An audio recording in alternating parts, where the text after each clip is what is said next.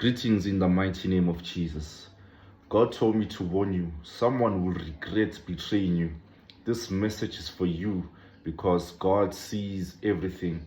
He sees the people have tried to hurt you, betray you, or take advantage of your trust. And He wants you to know that justice is coming. Sometimes betrayal comes from people you love, friends, family, or even colleagues can turn against you in ways you never expected.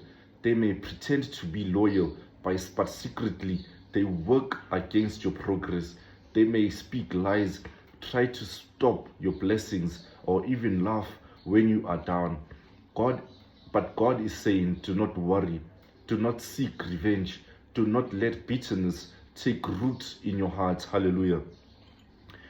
The Bible says, the vengeance is mine, I'll repay, says the Lord. This scripture reminds us that God is ultimate defender of our life.